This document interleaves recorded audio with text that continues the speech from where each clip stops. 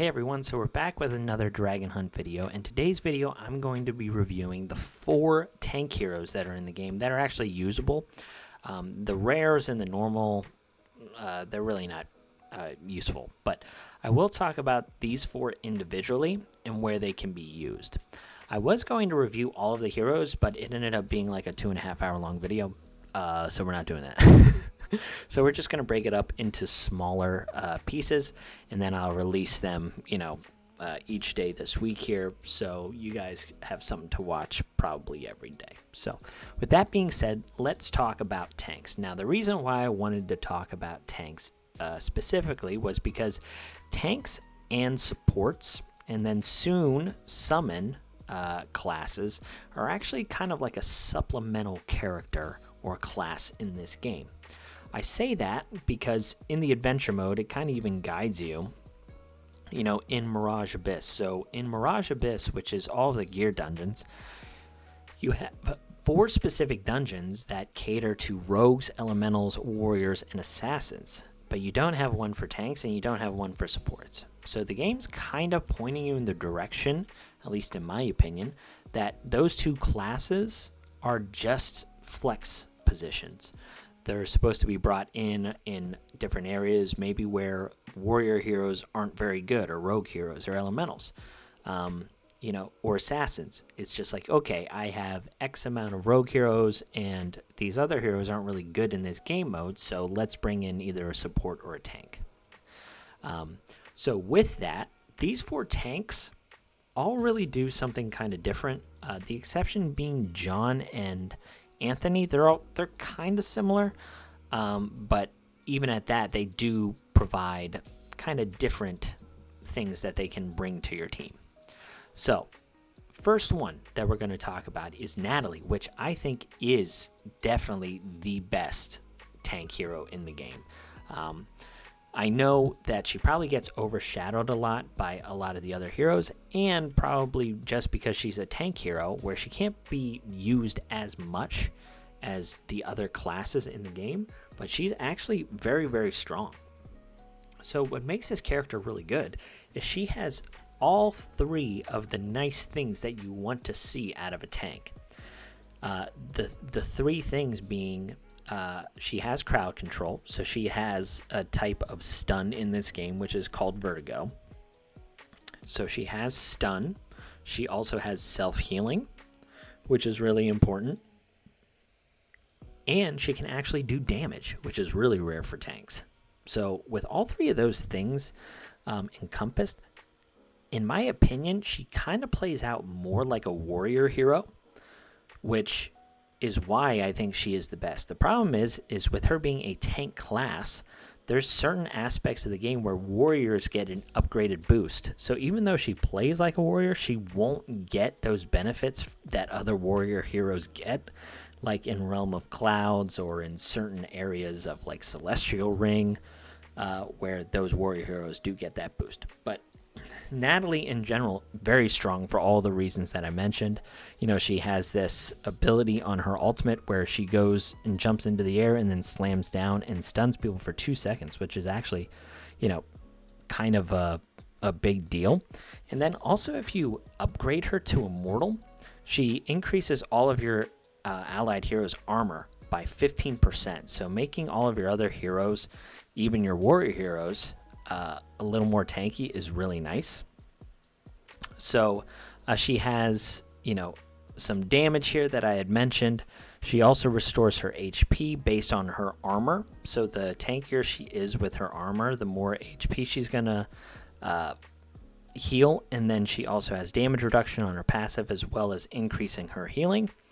And then she has like this built-in ability. Once her HP falls below a certain percentage, she ends up, healing herself and then inflicting stun on somebody with whoever is in her range.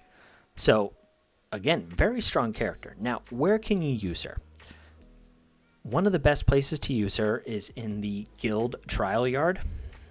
Each day, you will get presented with a different guild boss, per se. And in these guild bosses, they have like these specific classes that you can use. Right now, we don't have any tanks, but what you'll see whenever the tank category comes up is not a lot of people like to use or fight that boss because there's not a whole lot of damage out of your tanks. So she's really useful here to help clear these bosses. Sometimes they'll get a decent second class to be utilized, like a rogue or an elemental, where you can get a little bit of damage. But she's going to be very strong there. On top of that, she'll be very strong in campaign.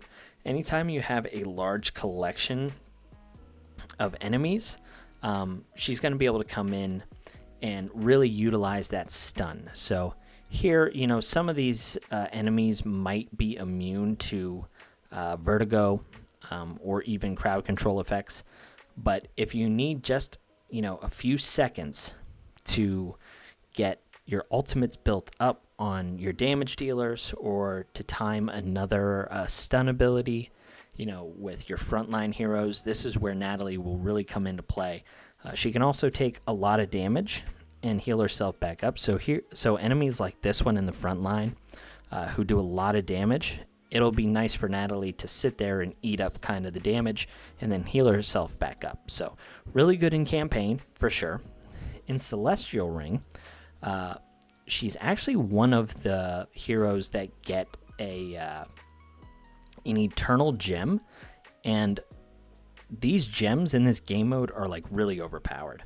The immortal ones, like you see on Guan Yu here, are just crazy, but even the eternal ones are very good. So if you look at her eternal gem here, it says upon casting her thunder power, she gains a shield equal to 1,000% of her own armor, which is huge. And she grants 300% of her armor to other heroes for 5 seconds. So she's fantastic in this game mode. In this rotation, which ends in about 5 days, I don't know what gems are going to be available next time Celestial Rings open, but she's really great there. On top of that, she's very strong in Realm of Clouds. Anytime you have another big collection of heroes where you need to stun a bunch of them to avoid taking damage, she's going to be really good. This rotation of Realm of Clouds, she's not fantastic in, just because it's more like big boss focused, so you can't really utilize her too much. But let's say you had like a bunch of dragons or those little slime balls that you see, Natalie can be really useful in Realm of Clouds to progress for sure. Other than those game modes, she can be used in Mirage Abyss. In the Chaos Realm, against this kind of giant machine here, you have to kill these little robots. So the little robots do a little bit of damage as well. So if you have a nice frontline tank like Natalie, where she goes into the center of those guys, she's stunning them, she's eating up most of the damage, it's going to be really, really good frontline hero for you if you don't have one of the like premier warrior heroes in the game. So she can certainly be useful there. And she does have some applications in Dragon Seal. I would say the main one is probably this fire dragon. They even kind of mention it here. He does like this fire breathing thing, and most of the tanks are going to be pretty solid here.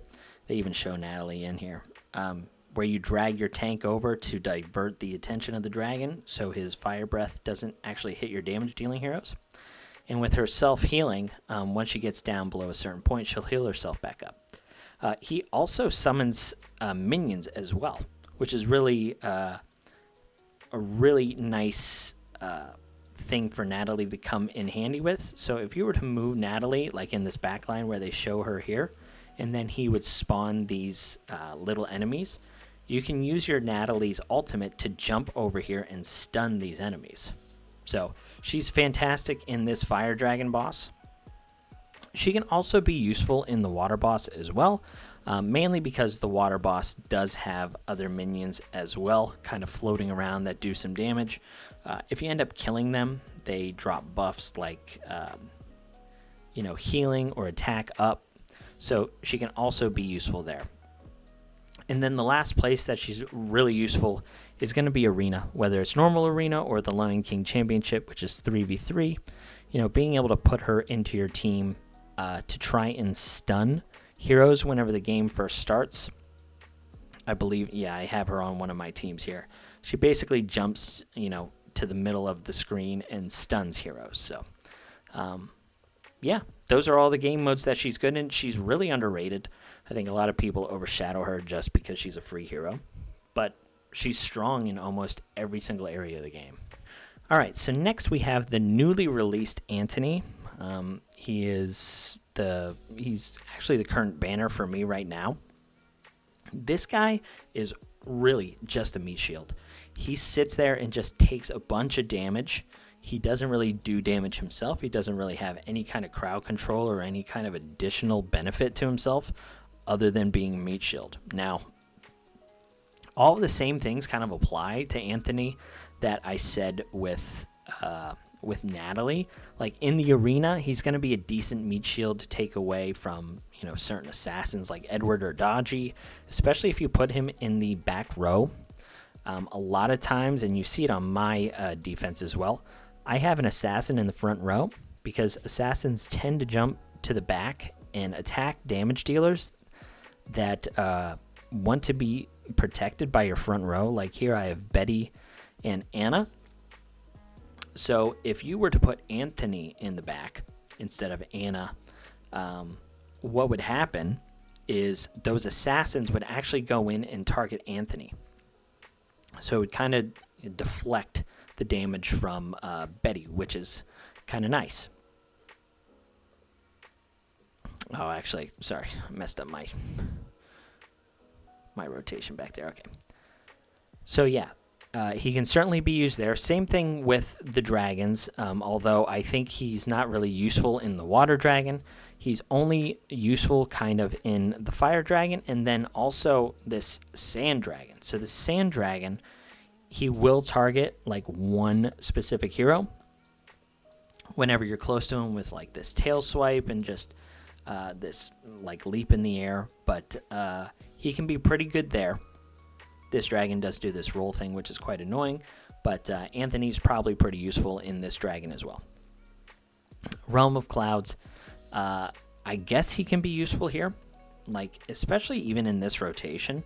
If mine was leveled up a little more, big enemies like this deal a lot of damage, but they're very slow. So if Anthony can deflect, the attention from this guy away from the rest of your other heroes and just stay alive, this is where he's going to benefit. The problem with tanks in general is you only have 5 slots and you need to deal enough damage. You need to have some crowd control. And when you have a guy in there like Anthony that is just going to do, he's just going to be a meat shield, it doesn't really make sense. That's the problem with tanks and support heroes in general, is they really only add 1 or 2 aspects, to them being on the battlefield. So the last thing I'll say about Anthony is he is one of the superior guardians. You have 2 of them per celestial ring, and all that means is they are the heroes that get the immortal gems, which is a huge boost. So Anthony just has healing on himself, but in the celestial ring, his immortal gem allows him to heal all allies, which makes him way stronger. This rotation has different mechanics in the time trial. In Time Twist, which we're on here, it actually has this kind of defect on your stage 2 team. At the start of the battle, all units enter the bleeding state, so they lose health over time. So you need like a bunch of healers, which is why Anthony is really good in this rotation, because of his immortal gem to heal everybody. So I do need to bring that up. So our next hero is Dan. So Dan, I think, is a little bit overshadowed as well. He's a really nice frontline hero for maybe an elemental Realm of Clouds rotation, where you usually have a big group of really weak enemies, but there's so many of them, right, that they can kind of overwhelm. This is where Dan comes in handy. Dan has this ability to taunt people. So he has this ability to taunt and then generate a really big shield. This is important for a couple reasons. One, the thing with Dan is he does not have self-healing. So his whole purpose is to just draw attention to him for a short amount of time, get his shield to take most of the damage, while your elemental heroes are picking off a bunch of heroes or enemies at a certain instance because they don't have a whole lot of health. That's the thing with elemental heroes, is they have a wide range of damage, but it doesn't do as much. But if you have a bunch of weak heroes, your elemental heroes are actually going to perform really well. So he has this big slash.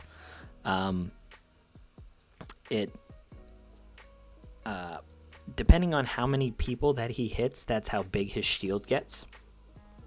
He increases his own armor. He has air kick, which is a type of crowd control. And then also for enemy, he also builds up his armor. So, yeah, Dan is just a really strong hero in a lot of campaign modes, drawing in a lot of those enemies. And then, like I said, also in Realm of Clouds. He's not really great in those dragons because he needs some type of self-healing.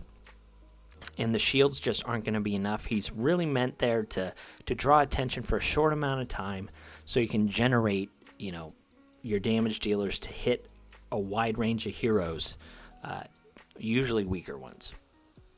So John is similar to Anthony in all ways. Like, he has this big shield. He can heal himself back up. He doesn't really do a whole lot of damage. He does have a little bit of crowd control in his kit. He does that air kick thing, the same thing with Dan. And then if he's leveled up to a certain level here, a certain grade, once he air kicks people, he'll inflict vertigo whenever they land. So that's kind of nice. But the thing that makes John a little bit different than Anthony is he has this passive that increases all of your ally units' attack speed by 10%. Which is really nice. And when he's leveled up, it increases their movement speed as well.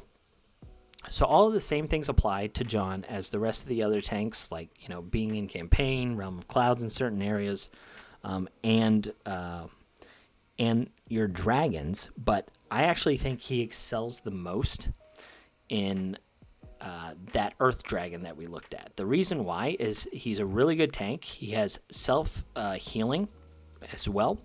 But being able to give your team movement speed is really important to try and dodge this roll from this dragon, which does a crazy amount of damage. This is one of the most difficult dragons in the game, I think. And on top of that, whenever he's dealing damage, whenever he's dealt damage, he drops these little runes that you see pop up here. And you need to acquire those runes so you don't get stunned or take damage whenever he does that jump in the air. So you need high movement speed in this game mode. And that's kind of where John is best in class. He's your frontline tank. He's giving your team attack speed and movement speed when he's upgraded. So that's where he excels for sure. And then all of the other areas like Arena, in Mirage Abyss, same thing with the Chaos Realm, Demon Fortress, being the frontline tank of Guan Yu. And then in certain areas of Realm of Clouds. So, anyway, guys, it's about a 20-minute video. Just going over all of the individual tanks, where they can be used. They're a bit overshadowed, but I wouldn't sleep on them. They can be useful in a couple of areas, and they actually might let you progress, one or two stages that you were stuck on before, if you slot them in. So that's all I have for you today. I hope this helped, and I'll catch you on the next one. See ya.